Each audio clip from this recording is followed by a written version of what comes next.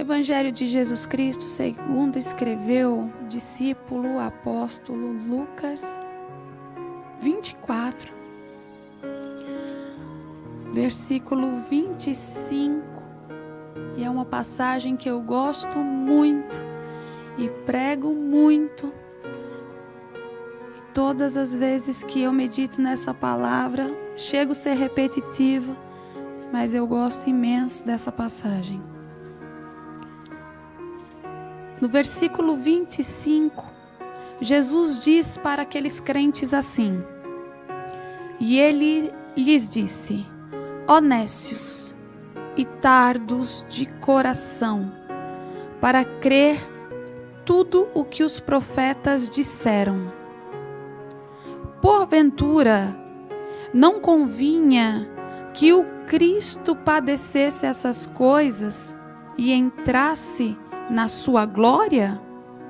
E começando por Moisés e por todos os profetas, explicava-lhes o que dele se achava em todas as Escrituras. E chegaram à aldeia para onde iam, e ele fez como quem ia para mais longe. E eles o constrangeram, dizendo: fica conosco, porque já é tarde, e já declinou o dia. E entrou para ficar com eles. E aconteceu que, estando com eles à mesa, tomando pão, o abençoou e partiu-o e lhe deu. Abrindo-se-lhe então os olhos, e o conheceram, e ele desapareceu-lhes. E disseram um para o outro: porventura não ardia em nós o nosso coração, quando pelo caminho nos falava, e quando nos abria as Escrituras? E na mesma hora, levantando-se, voltaram para Jerusalém. E acharam congregados os 11 e os que estavam com eles, os quais diziam: ressuscitou verdadeiramente o Senhor, e já apareceu a Simão. E eles lhe contaram o que lhes acontecera no caminho, e como deles foi conhecido no partir do pão. Tome o teu assento. Pai,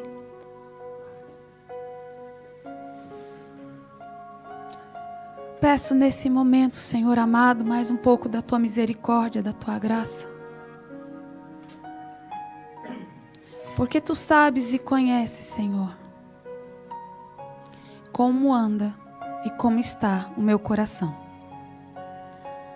Peço perdão, Senhor, porque talvez não seria a pessoa mais indicada nesse momento. Todavia, Pai, convém fazermos a tua obra. Ainda, Senhor amado, ainda que muitas das vezes seja um caminho difícil, precisamos continuar percorrendo, sabendo que tu és o Deus acima de todas as coisas. Tu conheces e sonda, sabe tudo o que se passa em nós. Abre-nos, Senhor amado, o entendimento, a visão e o coração, para que eu não seja, Senhor amado, tomada de mim mesma e com isso venha a pecar, mas que eu seja tomada pelo teu Espírito, pela tua presença, pelas tuas palavras, Senhor amado, para que venha, Senhor amado, ser tão somente o Senhor e não mais eu. Em nome de Jesus, Senhor, abençoa os teus filhos, abençoa as tuas filhas, cuida desse rebanho, cuida dessa casa. E eu sei, Senhor amado, que nada foge dos teus olhos. Não há o que possa ser encoberto. o Senhor está neste lugar, contemplando, observando, tal e qual observava a oferta daquela viúva. O Senhor nos observa, nos assiste, nos acompanha, e em tudo o que fazemos, o Senhor não tem o culpado por inocente. O Senhor sabe. Por isso, Senhor amado, neste domingo de culto de Santa Ceia, onde estamos todos, Pai, queremos nos assentar e nas atitudes, Pai, que são melhor que palavras. Atitudes falam mais. A atitude do partir do pão foi reconhecido, Senhor. O Senhor falava, mas foi no partir do pão, na atitude em que todos observaram que era Tu, o grande Jesus.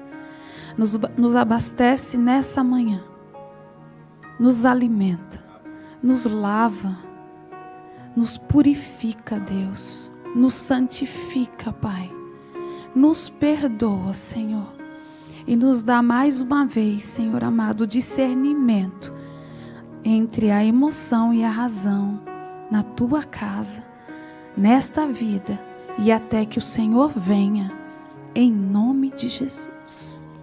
Amém. Glória a Deus.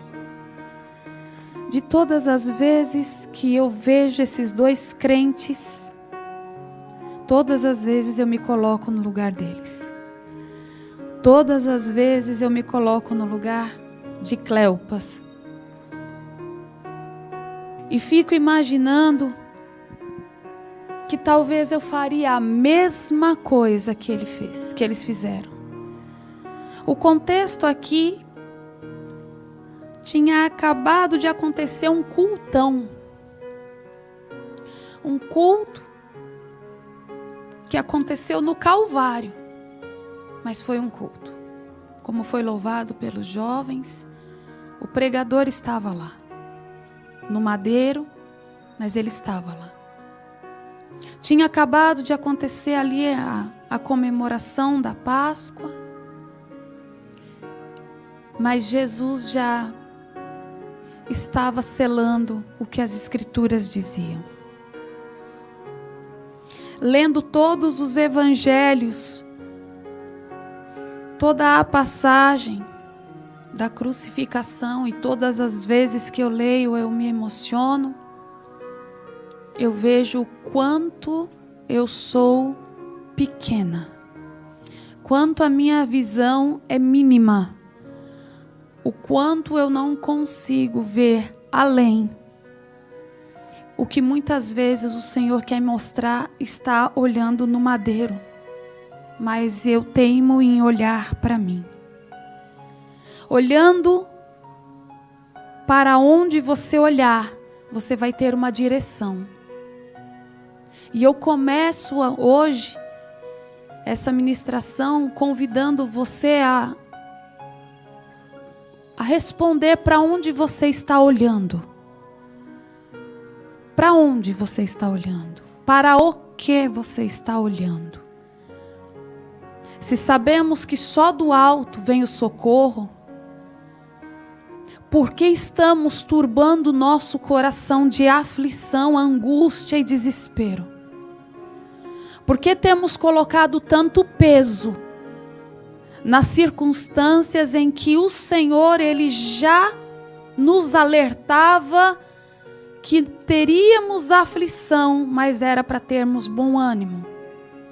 Por que estamos colocando os olhos mais na dor do que na glória?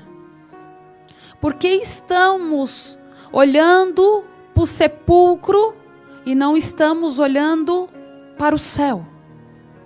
Porque estamos enfatizando mais a dor do que aquele que pode ressuscitar.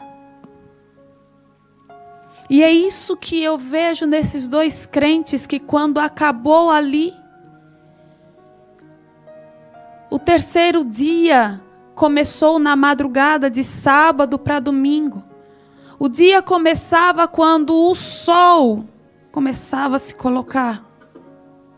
Ou seja, por volta das, 4, 5 da manhã, não sei, começava o dia de domingo. 9 da manhã já era dia velho, como dizia meu avô. 10 da manhã já era dia velho. Porque por volta ali das 4 também, 5 da tarde, o dia já se acabava também. E eu vejo o quanto Jesus, ele ressurreto, falando da parte em que ele ressuscitou, as mulheres naquele drama, Maria chorando, perguntando, levaram o corpo daqui. Em 2 evangelhos fala a respeito da propina que os soldados receberam para dizer que na madrugada os discípulos foram tirar o corpo de Jesus dali e eles aceitaram aquele dinheiro para que assim tivesse uma desculpa para dizer o porquê que o corpo não estava ali. Momentos antes disso e pós a crucificação, alguns judeus se reuniam juntamente com alguns sacerdotes na casa de Pilatos para falar daquele que fazia e acontecia, e se realmente ele ressuscitar, convém que coloquemos guardas ali no túmulo, para que de fato ele não saia, senão o primeiro erro será maior, o segundo erro será pior que o primeiro. E foram lá e colocaram lá umas cordas, e selaram as cordas lá com barro. De nada adiantou, porque quando Ele quer fazer, nada segura. Quando Deus tem um plano para a minha vida, para a sua vida, a gente vai passar por o que tiver que passar. Mas entenda que o que há de vir, virá também, porque nada impede o decreto de Deus. Nada impede o que Deus tem para nós. Nada para a dor e também nada para a alegria, nada para o processo, nada desanda, nada sai do controle do Senhor. Sai do seu controle, sai do meu controle, mas do controle dele não sai. E é por isso que nós muitas vezes estamos nos fatigando, nos cansando, nos indagando, e nós estamos nos contorcendo, porque na nossa ótica humana as coisas deveriam ser do nosso modo, mas não entendemos que o modo do Senhor é diferente. Deus não cumpre protocolo. Deus não faz as coisas na minha receita. Deus não faz as coisas da forma que você planeia. Afinal, quem somos nós para dizer para Deus o que Ele tem que fazer ou não tem que fazer? E quem somos nós para pedir satisfação para o Senhor dos porquês que tem dentro de mim? Por que nós não nos conformamos simplesmente e dar glória em tudo como a Bíblia nos ensina? Por que nós não nos conformamos simplesmente em adorar a Deus conforme Ele diz em tudo, dai graça? Porque a vontade dEle é boa, perfeita e agradável. Por que nós sempre pranteamos? Por que nós sempre vamos contra o sistema de Deus? E nós sempre batemos no peito e achamos que a nossa razão, ela tem que prevalecer. A nossa razão tem que ser. Achando que Deus se comove. Se comove com as nossas manhas, com as nossas justificações, com as nossas birras. Achando que Deus, Ele olha para nós e fala, realmente, se calhar, você é uma pobre coitada mesmo, você é uma... Não.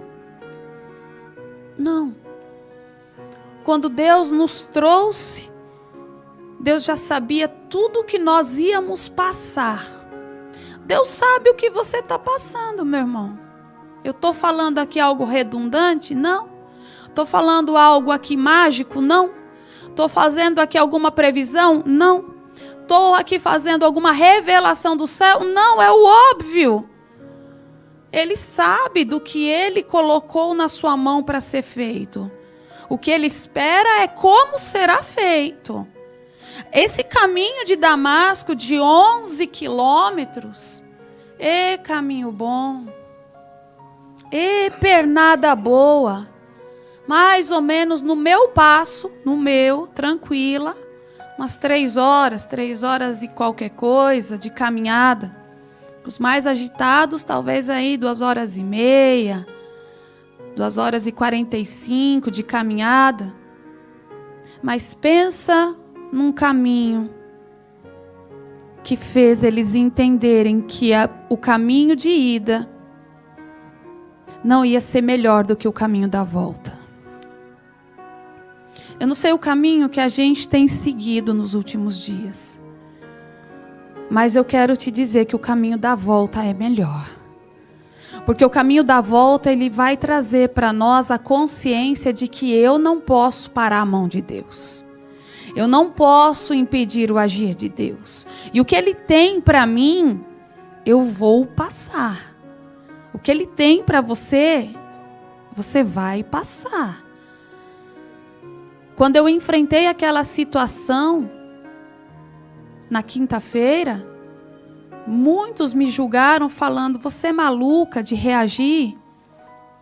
Se eu tivesse que morrer, irmãos, ou ia ser na mão do bandido, ou ia ser dando uma cabeçada na rua, tropeçando, ia ser atropelado, ia ser de alguma outra forma taquicardia, ia ser um eczema, ia ser qualquer coisa, irmãos. O que tá, já tá, não tem como eu mudar.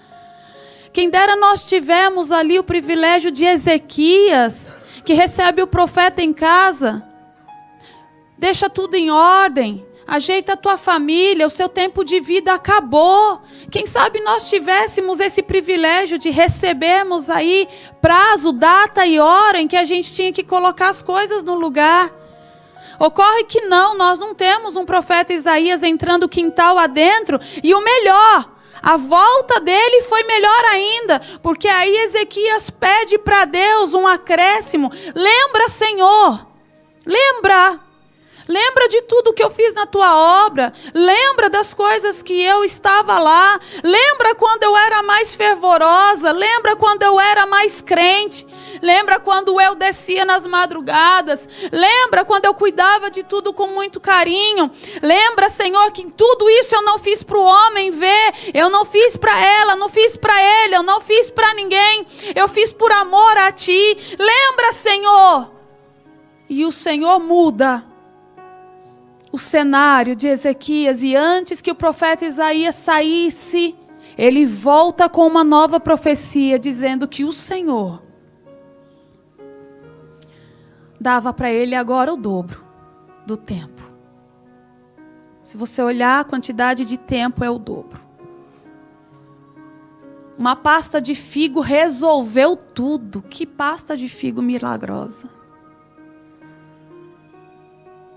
E é por isso, irmãos, que esse caminho de Emaús me faz refletir quantas vezes nós estamos dentro do nosso entendimento e achamos que está tudo certo porque o meu entendimento é o correto.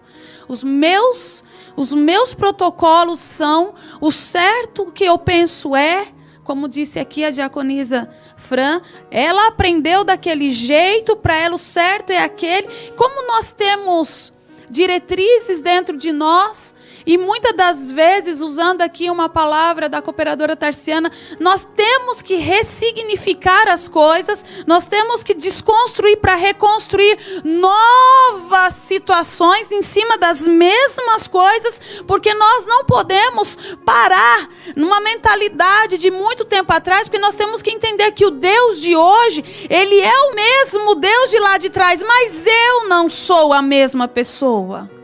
Você não é a mesma pessoa. Esse caminho de Emaús me traz o quanto nós, dentro do nosso achismo, dentro dos nossos protocolos, dentro do que nós achamos o que é certo, tudo eu estou falando nós, vocês, nós, tudo que nós falamos é assim, e é assim que tem que ser, porque se não for assim, acabou a festa, acabou a crucificação, a promessa era que no terceiro dia ele ressuscitaria. Algumas mulheres voltam para Jerusalém dizendo evidências de que ele ressuscitou.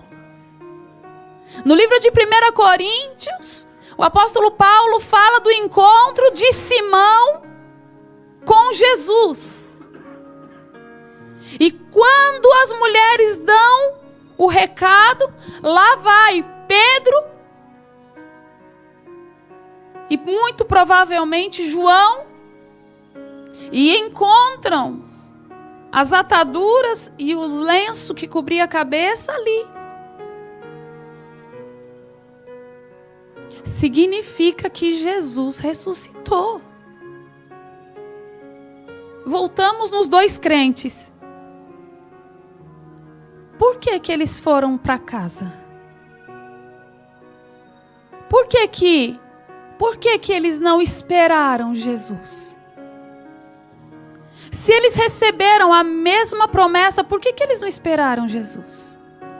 Por que que esses crentes que estavam agora, viu tudo o que aconteceu, por que que dentro da cabecinha deles era tempo de voltar para a aldeia?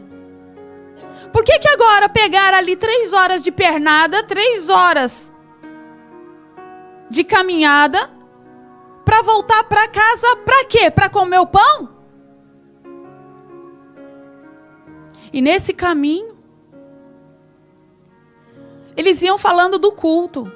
Estou aqui conjecturando, irmãos. Vocês podem ler a passagem. Ela é muito intuitiva. Eles iam falando aqui do culto. E aí chega Jesus ao pé deles. A Bíblia fala que eles não conheceram Jesus. E Jesus, ele faz ali 2 perguntas em uma. Do que vocês estão falando? E na mesma pergunta, vocês estão tristes? Do que vocês estão falando? Vocês estão tristes? Eu sempre vou parar nisso. Eu sempre vou parar nesse momento. Do que você tem falado, cooperadora Cristina? Você está triste? Do que você tem falado, Rebeca? Você está triste? Do que você tem falado, irmã Solange? Você está triste? Do que você tem falado, irmã Tarciana? Você está triste?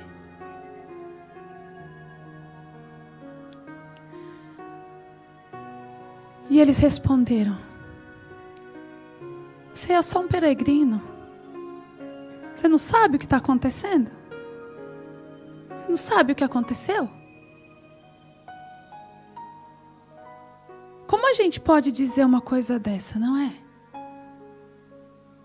Ah, mas eles não sabiam que era Jesus. Mas era. Se Jesus hoje parar para perguntar para você, do que você tem falado? Está triste? E às vezes a gente fala para Jesus, não é? É isso, é aquilo, aquilo outro. O próprio desabafo deles, não é?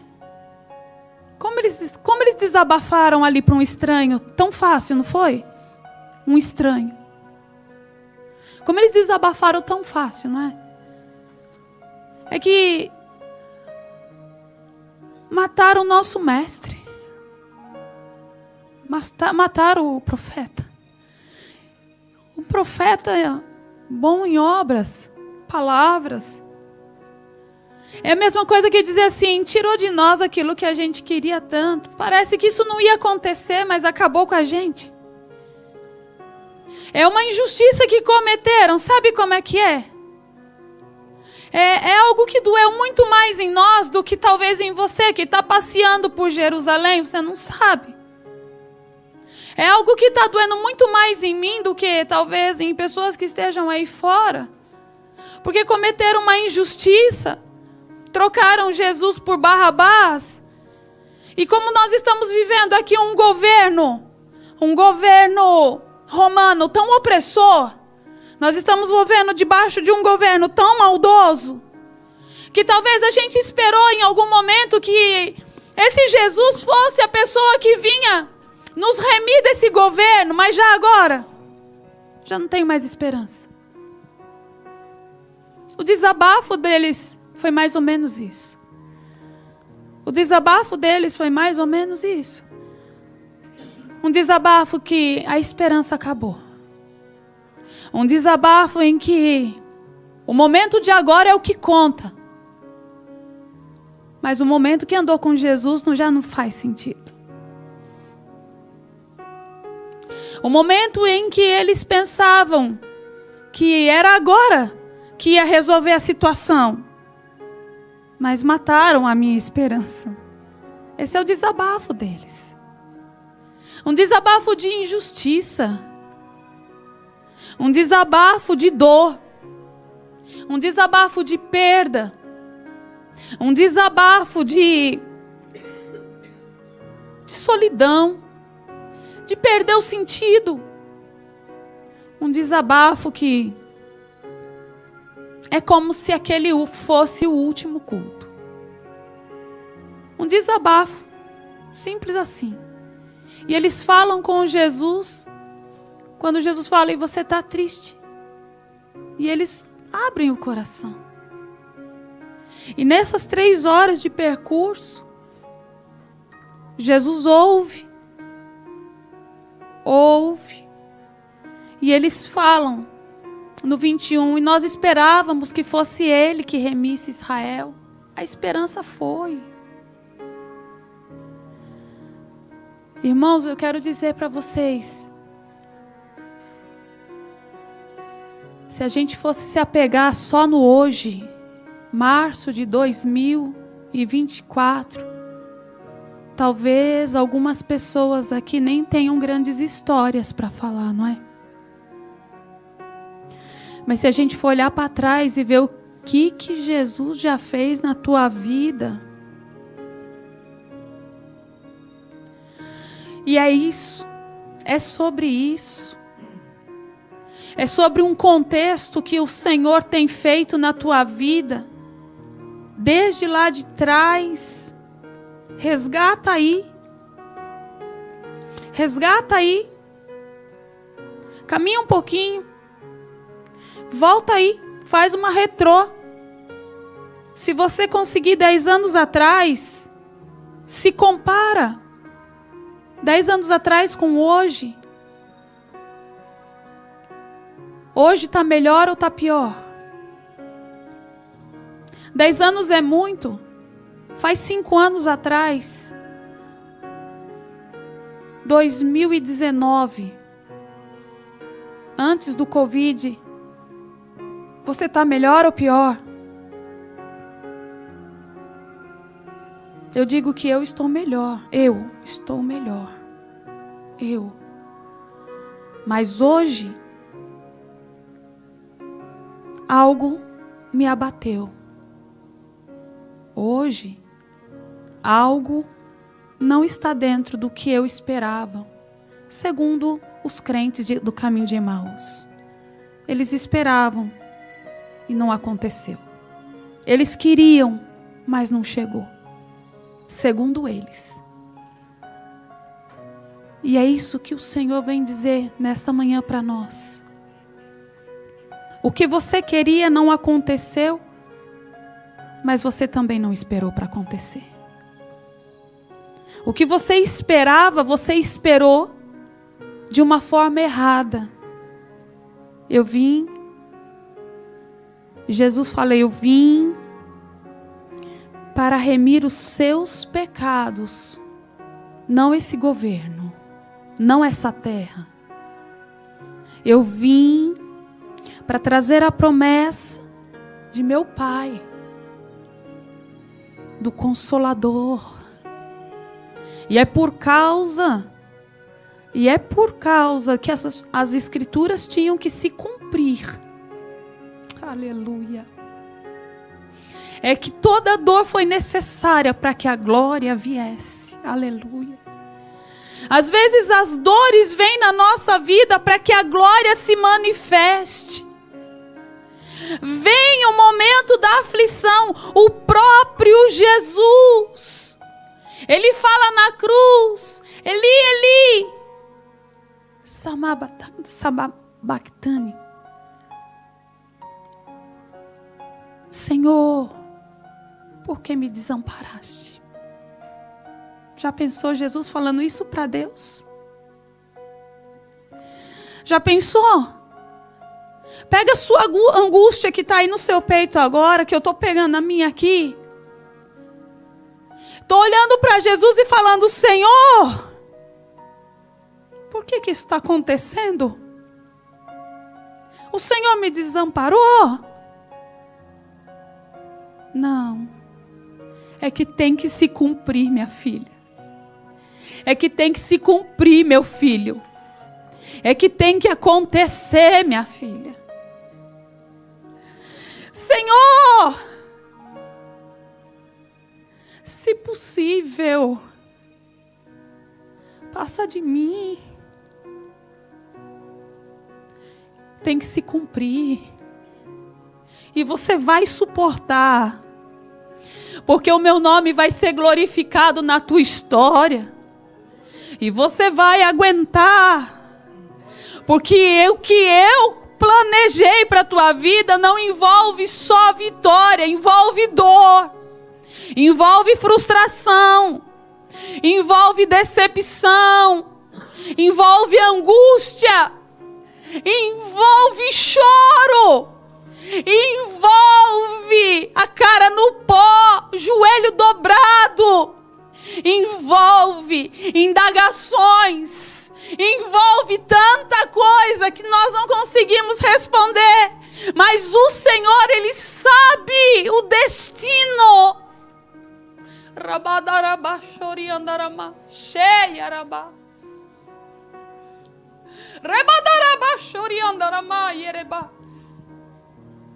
O dia vem, a dor chega e não passa. Senhor, e naquela cruz, quando eu li essa frase, oh meu Deus, só no ato da dor do Calvário, 4 vidas foram transformadas na dor de Jesus. A primeira vida foi um dos bandidos que estavam ali e discutindo com o outro. Ei! Nem em Deus você acredita. E você está aqui desrespeitando Ele que não fez nada. Nós estamos aqui, estamos pagando pelo que fizemos, mas Ele não fez nada. Na dor de Jesus, a primeira alma ali é conquistada. Quem sabe na sua dor, o Senhor está resgatando almas que estão perto, vendo você aguentando, firme, ainda que ninguém sabe como está teu coração, ainda como que ninguém sabe como está tua alma, ainda que ninguém sabe como está o teu dia a dia, mas você está aguentando, gemendo, chorando, acreditando que existe um Deus que não erra, que não falha e que em seu tempo Ele vai aparecer nesse caminho de Emaús para dizer para você, você está triste.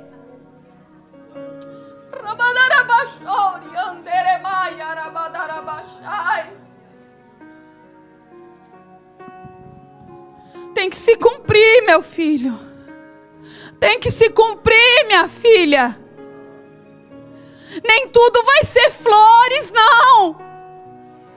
Nem tudo vai ser bênção. Você ser um homem e uma mulher temente a Deus não vai fazer de você blindado da dor, da frustração, da tristeza, da angústia, da enfermidade, da traição e da solidão. Não coloque esse fardo nas pessoas, não. Não terciarize o que você tem que passar. Porque o que você tem que passar, você vai passar. E o que o Senhor espera de mim e de você é se a gente vai passar adorando. Se a gente vai passar crente. Se a gente vai passar glorificando. Ou se como esses dois crentes nós vamos simplesmente sair do culto. Voltar para casa, falando do culto, das injustiças, falando das frustrações. Será que nós vamos voltar para o caminho de Emaús, indo para casa, falando, olha, Jesus, não era para ele ter morrido, era para ele ter ficado, olha, afinal, falando, e o caminho está onde? Distanciando de Jerusalém, distanciando do convívio, distanciando do culto, distanciando dos crentes. Está indo. Eu estou achando que está certo isso, então eu vou assim mesmo. Quando Jesus vai falando com eles nesse caminho, você acha que está certo então? Depois que eles falam e relatam tudo isso, e então Jesus ali no 25 que a gente leu, Jesus fala: honestos e tardos de coração, entenda. Jesus não está falando aqui de problemas intelectuais. Entenda o que a Bíblia está falando. Tardos, nécios de coração. Não significa que está falando com os mais letrados, menos letrados. Não, está falando de um coração. Porque se esse coração tivesse suficiente para crer nas Escrituras ou em tudo que Jesus fala,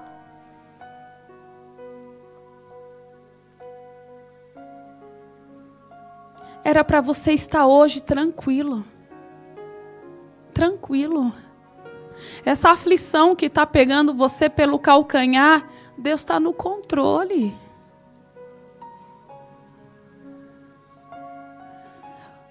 Por que te perturba, ó minha alma? Porque angustia o coração. Se Ele falou que está contigo, Ele está. Se Ele falou, está falado. Se Ele diz que tem solução, nós não vamos intervir nessa solução, está feito.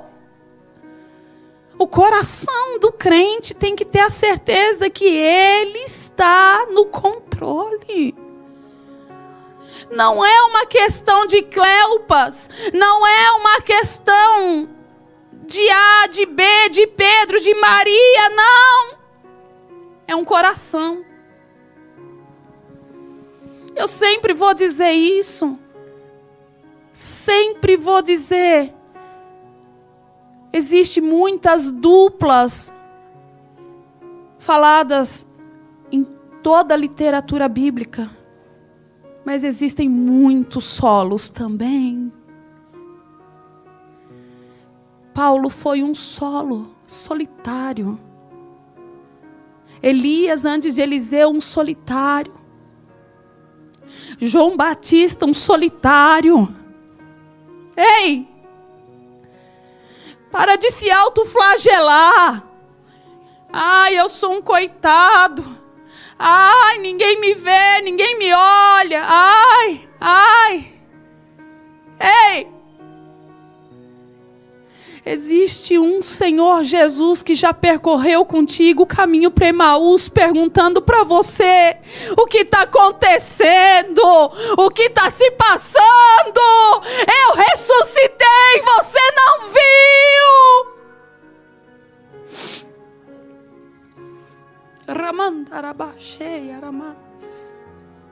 Um caminho de Emaús, mais de conversão. Meu Deus. Jesus começa a falar para eles: ei, vocês não estão lembrados não do que disse os profetas? Vamos pegar lá desde Moisés. Aí aqui a Bíblia fala de todos os profetas. Eu entendo que Jesus começa a falar da Bíblia lá de Moisés até Malaquias. E Jesus começa a fazer a linha aonde cruza todo o ponto estratégico que vai dar onde? Na salvação, que é Jesus, a solução para tudo. Jesus fala, já pensou?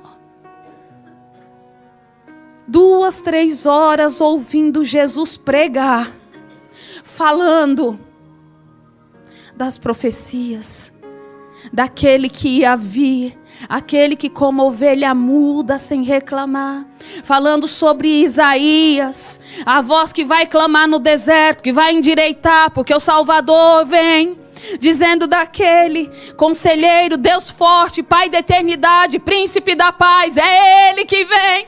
Falando de Malaquias 3, aonde fala daquele do conserto, falando sobre, aleluia, aquele que um dia ainda o véu vai se rasgar de ponta a ponta.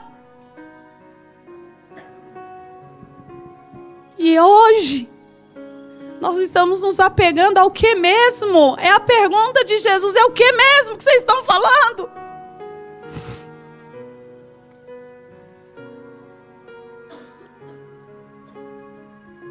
Jesus acompanha, chega na casa, entra, e os crentes estão lá. Entra, Senhor. Era o costume, não é? Isso não foi gentileza, não. Foi o costume. O costume dizia que se mandasse embora o peregrino, era considerado como mal educado. Então era ético, bem visto culturalmente, convidar o estrangeiro para pousar. Porque se não fosse, vai saber se esses crentes convidaria também. Não sei. Jesus entra. E eu fico imaginando que Jesus foi falando da Bíblia até ali. Porque a gente não vê mais eles falando nada. Repara. O narrador aqui, ele continua falando depois. E chegaram à aldeia, para onde iam. E ele fez com que ia passar. Então agora já está narrando numa terceira pessoa. Já é um narrador que está falando da situação. Já não tem mais a voz ativa nem de um nem de outro. Estão narrando a história de alguém hoje aqui. Estão narrando a sua história. Olha, eles falaram, reclamaram, disseram, choraram, entristeceram, mas daqui a pouco Jesus apareceu e começou a falar com eles, no coração deles, que estava tudo errado. Aqueles pensamentos estavam tudo errado. O coraçãozinho deles dizia que era de crente, mas na verdade o coraçãozinho deles estava tardio, estavam nécios. Agora Jesus, ele começou a ministrar no coraçãozinho de quem? No meu.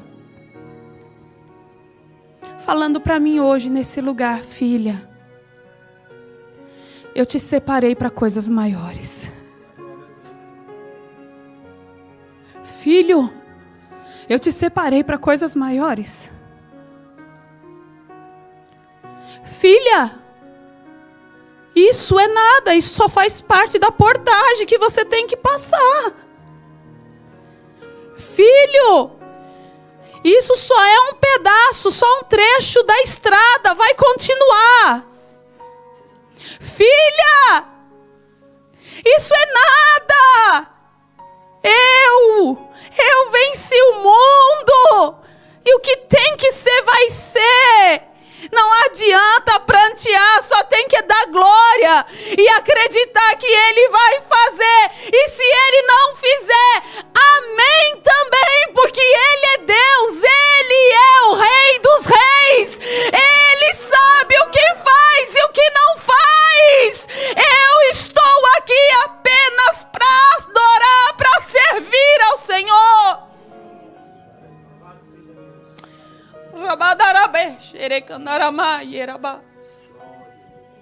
Ah, pastora, mas e se não fizer? Quem sou eu para dizer ao contrário desse Deus? Ah, pastora, e se não acontecer? Se não acontecer, porque a vontade de Deus é boa, perfeita e agradável, era o melhor que não acontecesse. Ah, mas eu não tenho fé para crer desse jeito, pastora. Então é porque o teu coração está tardio em acreditar que aquele que é dono de tudo, Ele é dono da sua vida. Ele é dono dos teus projetos. Quem deu o que você tem foi Deus. Quem te deu irmãos foi Deus. Quem te deu família foi Deus. Quem te deu trabalho foi Deus. Quem te deu filhos foi Deus. Quem te deu paz foi Deus. Você não é uma pessoa que saiu de um ovo, não.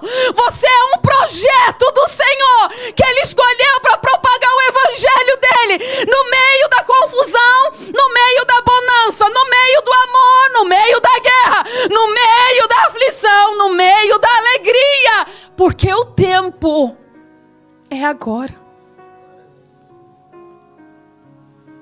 O tempo é já.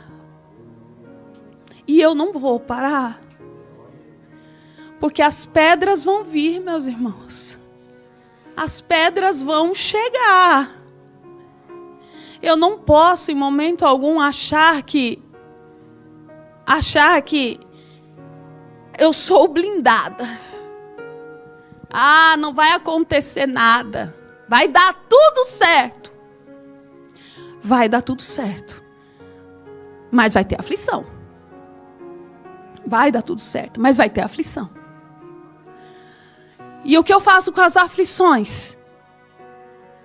Dou glória. Dou glória. Ninguém pode, se o Senhor não fizer. Quando Ele parte o pão, é a atitude. Eu tenho falado isso. Palavras, falas, frases, tudo muito lindo e perfeito, não é? Mas o que conta é a atitude. Atitude. Atitude. Por quê? Por quê? Por que que esses dois crentes não validaram tudo que viram com Jesus quando Ele estava lá e não acreditaram que Jesus ressuscitaria? Mas porque eles acharam que tinha que ressuscitar no tempo deles e aparecer no tempo deles, eles já começaram a criticar, a achar defeito, a colocar a questão e o desabafo naquele 1%. 1%. 99% Jesus falou, ensinou, mostrou, disse: vocês vão se escandalizar comigo, vai ter que acontecer isso, vai acontecer aquilo. Olha, vocês acabaram de ver o que aconteceu, Judas, viu? Já não está mais aqui, aconteceu isso e tal, tal. Falar, Jesus falou e teve lá tudo de bom. Jesus se ausenta por 3 dias. 1% já começa a reclamação. Ei, crentes do coração tardios. Jesus parte o pão, abençoa. E aí, os olhos deles reconheceram Jesus. Só que também Jesus já não estava mais ali. Eles voltam agora, mais 3 horas de pernada até Jerusalém e encontra os 11 cultuando a Deus. Eu não estou entendendo. Por que que eu saí de perto dos 11? Por que que eu quis comer pão em casa? Por que que eu não fiquei ali com os 11? Por que que eu saí de perto dos crentes? Porque onde tem poder, a gente se contagia. Mas se a gente se afasta, a gente também esfria. Por que que a gente resolve, dentro dos nossos achismos, fazer o que tem que fazer e depois as consequências ficam pior?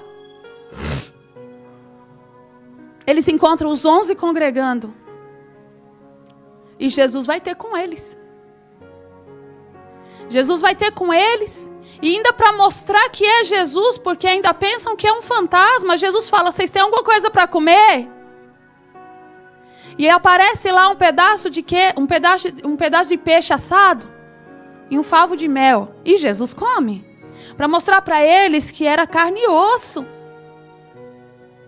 Mas o que eu mais fico maravilhada com Jesus, quando ele volta, é que ele fala para os discípulos: ficar em Jerusalém. Ficai congregando. Ficai na mesma fé. Ficai no mesmo culto. Ficai em Jerusalém, até que do alto sejais revestido de poder. A mensagem aqui é simples. Para de trocar a caminhada do pão na sua casa. Congrega aqui, fica com os 11. Espera, não é no seu tempo, é no meu. Aguarda crente, aguarda firme, aguarda ali esperando, porque ele não falha, ele não erra, ele não perde, ele faz. Se você orar, ele vai fazer. Se você não orar, se ele quiser, ele também vai fazer. O Senhor não depende da sua oração para agir. A sua oração é a nutrição da sua intimidade com Deus. Mas o que está para ser feito vai acontecer. O Senhor, Ele é dono de tudo. Ele é dono de tudo. E por que que a gente ora? Para nutrir a nossa intimidade com Deus, para aproximar, porque não tem como ter intimidade se não fala, não tem como ter amigos se não conversa, não tem como ter aproximação se não tem prosa, não tem como acreditar que Ele é se nós não acreditamos que Ele ouve.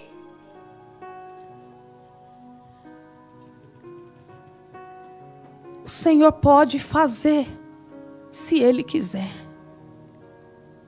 E se Ele não quiser, você vai para o caminho de Emaús comer pão em casa? Só porque sim? Eu prefiro estar em Jerusalém. Eu prefiro estar com os 11. Eu prefiro estar no meio de um povo que fala milagre, canta milagre, respira milagre, profetiza milagre, ora, busca, jejua, consagra, adora, lê, prega, louva, dança, pula, do que eu ficar ligando para os meus problemas, do que eu ficar dando audiência para aquilo que o Senhor já sabe. Ele já sabe. Como que eu vou dizer para Jesus: Jesus, eu não vou hoje te adorar porque eu estou muito chateada. Jesus vai olhar para mim e vai falar: ok, eu também me chateei na cruz. Me desamparaste. Jesus dá um grande brado. Em um dos evangelhos fala, se eu não me engano é o do João, fala: a ti entrego o meu espírito. E naquele grande brado, já era a 9ª hora. Houve um terremoto. E um dos centuriões, ou dos sacerdotes que estavam ali, ele disse naquela hora, verdadeiramente, esse era o Cristo. A segunda vida. que foi modificada ali no ato do Calvário, na dor? Você já tentou olhar para esse seu sofrimento, sua dor, para saber se ela é uma alavanca de vitória para alguém?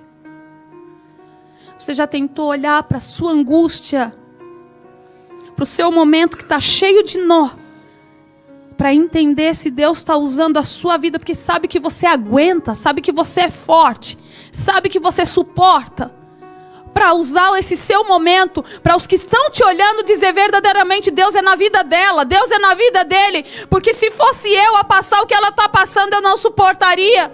Se fosse eu a passar o que ele está vivendo, eu não suportaria. Existe um Deus, e Ele está aqui hoje. Esse Espírito Santo maravilhoso está aqui hoje. Jesus está aqui. Para perguntar para alguns aqui, do que vocês estão falando mesmo? Do que vocês estão tristes mesmo? Do quê? Para alguns, até hoje não acreditam que Jesus ressuscitou.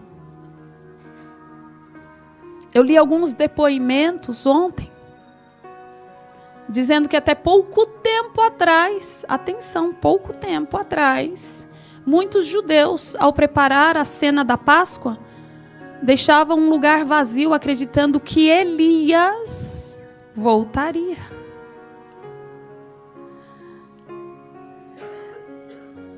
E o nosso Jesus vivo, cheio de poder, fazendo o impossível.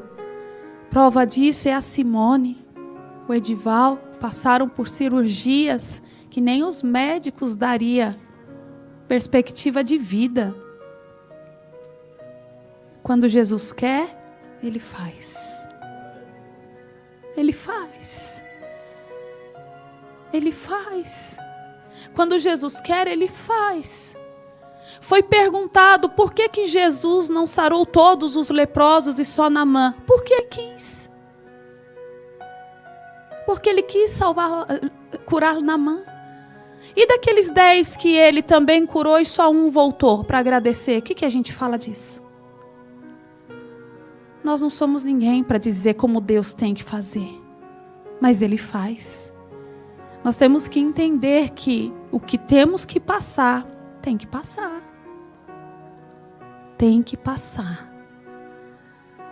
Jesus ressuscita o filho da viúva de Naim.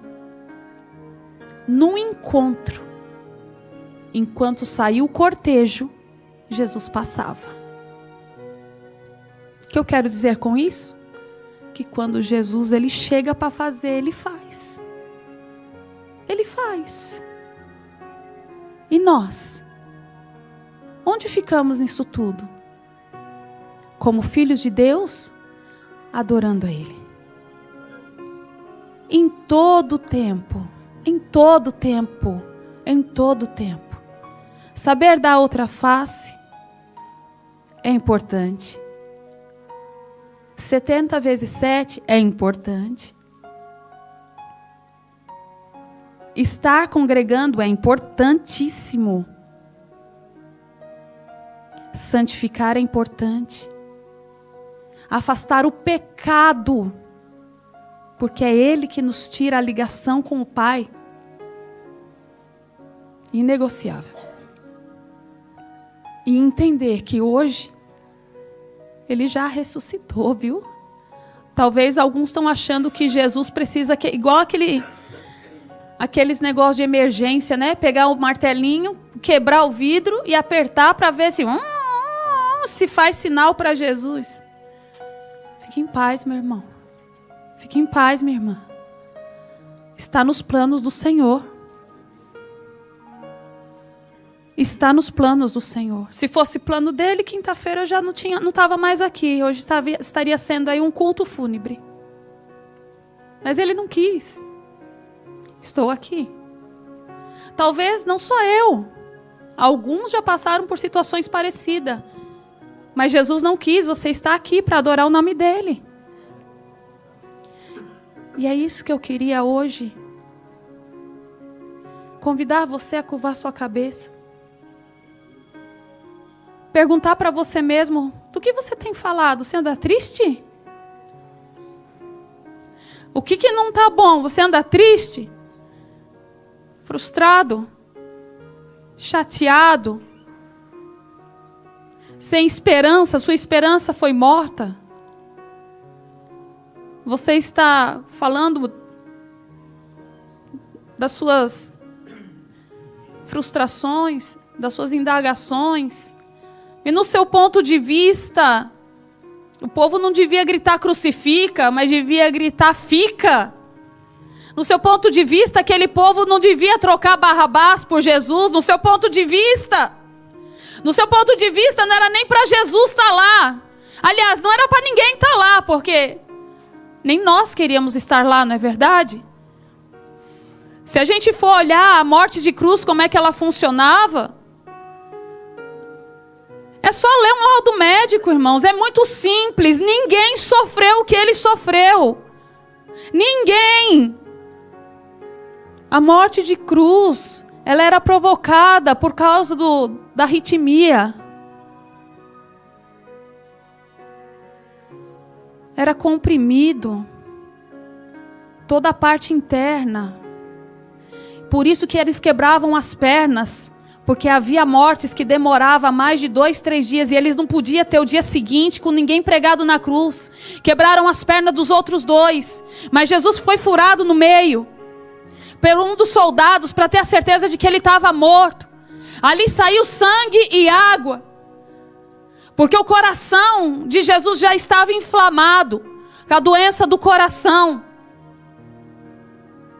Qualquer dia eu vou falar para os irmãos a morte de Jesus, como aconteceu segundo a visão da medicina.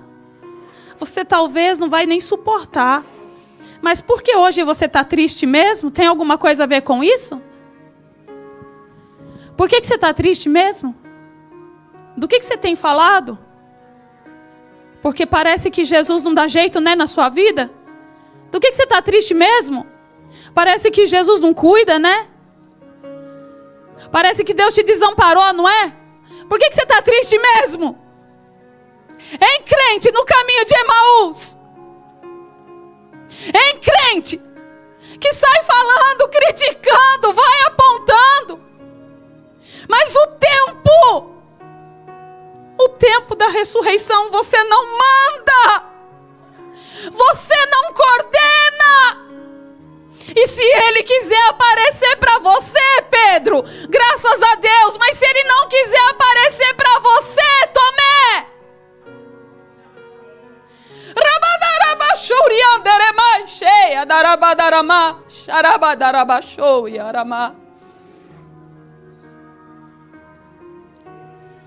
reflita aí onde você está, em nome de Jesus, antes da gente participar da ceia.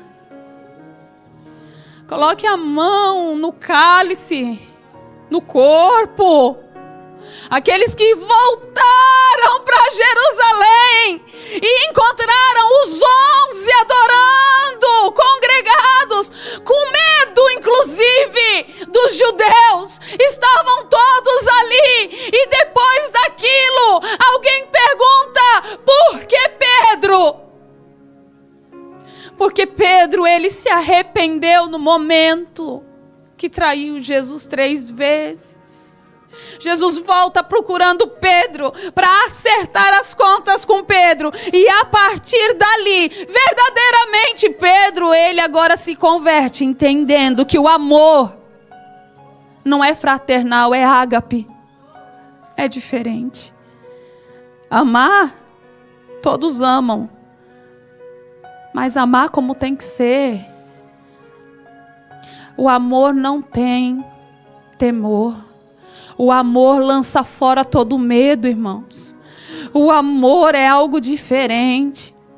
O amor suporta. O amor junta, não espalha. O amor não aponta o dedo. O amor, ele sabe trabalhar. O amor cuida.